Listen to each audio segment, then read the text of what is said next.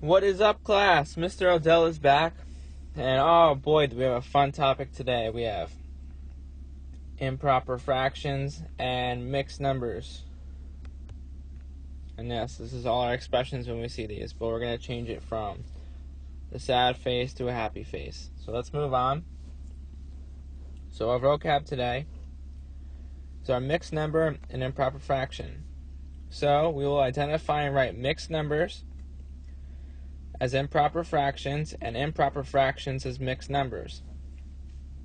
So a mixed number is something like this. If we have 1 and 1/4, it's a mixed number because this is our whole, our groundhog, like I taught you, which I'll go over again as I go through the lesson. Then we have our fractional part, which is our 1/4. So that would be a mixed number. Let's rewind. Now we have improper fraction. Improper fraction is when our numerator is greater than our denominator. It's greater than our denominator. So the numerator is greater than the denominator, so that's improper. Just like I said, imagine Mr. Odell on cheerleading. If I was up here and people were holding me up, my awesome stick figures, it would be improper because I wouldn't be on the top because I'd fall off. I'd be on the bottom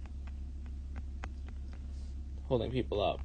So an improper fraction, so Mr. Odell is on the top. So I wouldn't be on the top because I would fall. I'd be on the bottom supporting the people. So that's how you can remember an improper fraction. The numerator, the number on the top, is greater than the number on the bottom, which is our denominator. Okay, so let's move on. Now we're going to change mixed numbers to improper fractions. So we went over this in class. I'm going to go over it again. So we have our groundhog, which is our 3 right here, correct? So the groundhog is going to go underground, swoop on the ground. While he does that, he's going to multiply. So multiply, we get 12, correct? So when we go underground, we get 12. And we pop up out of the ground, and we add our 12 to our 3. That gives us 15. And then we keep our denominator the same, and we slide it over. It gives us 15/4, which is our final answer. So that's how we change a mixed number to an improper fraction. We take our groundhog, which is our whole number, which is right here.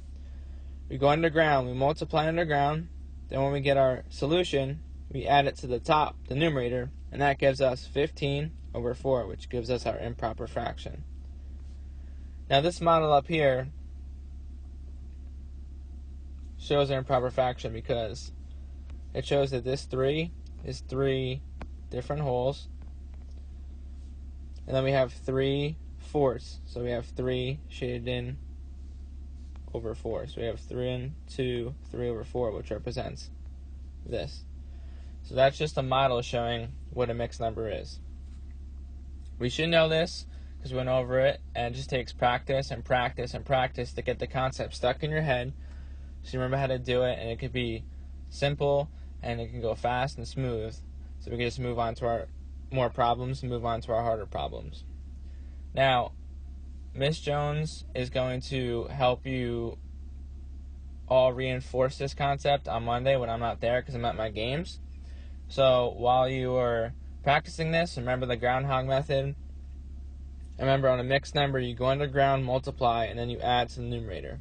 Now let's practice converting our improper fractions to mixed numbers. Now for this, we have this fraction 22/5. So multiples of 5. So we have 5, 10, 15, 20. And 20 gets us closer. So 5 times 4 is 20. And that's the closest number to our numerator, 22, that does not go over. Since we know that, we have times 4, and that becomes our groundhog, like it's shown right here. Now, when we get our solution from our groundhog, so we know 5 times 4 is 20, we subtract the 22 minus the 20, and that gives us the 2. And then we slide the 5 over, and we get 4, which is our groundhog, and then 2/5, which is our fraction. So I erased all this and went over it again. We have 5 times 4, gets us closest to 20, and that's going to be our groundhog. Then we subtract the 20, and that gives us our 2, and then we just slide over the 5. So that gives us 4. 22 minus 20 gives us our 2, and then we slide over our 5, and we get 4 2/5. Now this is another way of showing it. We're showing the division. 22 divided by 5, only 4 groups of 5 can go into 22, and then they have the remainder of 2, like I showed over here. So then they got the remainder of 2, and they slid over their denominator, and that left them with 4, our remainder of 2, and then they slid over the denominator and got 5. Now, as we go further into the unit and we're adding and subtracting mixed numbers, which we'll go over on Wednesday and Thursday roughly around there, because we're going to have to reinforce some more practice. Sometimes we have to simplify. Now we know what the term simplify means. So just a brief introduction to this. When we see this on our future quizzes and tests and we have like 3 6/8 our mixed number, sometimes we can simplify our fraction. So when we simplify, that's going to equal 3 3/4. We'll practice this more as we move on, but today I just wanted to go over the basic way of converting a mixed number into an improper fraction. Remember, when we're doing a mixed number into an improper fraction, so we have our 3 times our 4 on the ground. We're always adding to the numerator. We're always adding to the numerator. When we're changing a mixed number to an improper fraction, we are adding to our numerator. When changing a mixed number to an improper fraction, or we're changing an improper fraction to a mixed number, so you have to make sure my wording is correct. When we're changing a mixed number, or an improper fraction to a mixed number, so an improper fraction to a mixed number, we're always subtracting.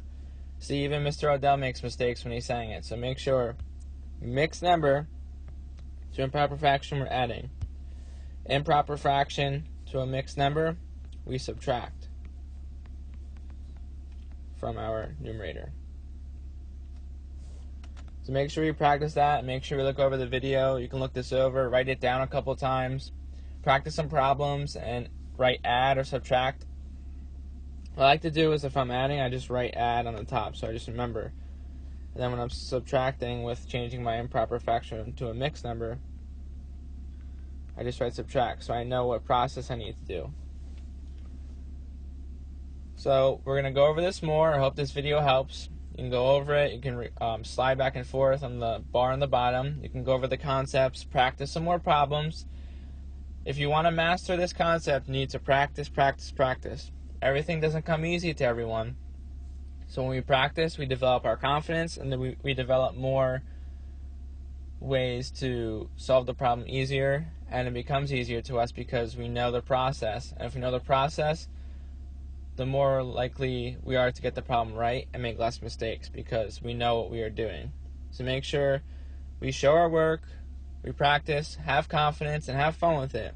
Come up with some different ways to solve it. Like I did the groundhog method. You could do, think of an animal. Any animal you like. Do a turtle, penguin. Penguin slides under the fraction, multiplies, and comes up the top and adds.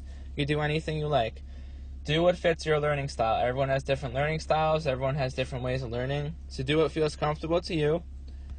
And if you have any questions, come up to me. So I will see you later. I will see you on Tuesday in class.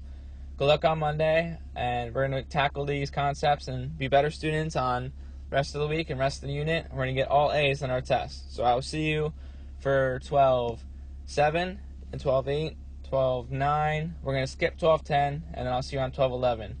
We're going to master our fraction unit. All right, see you later. Peace out.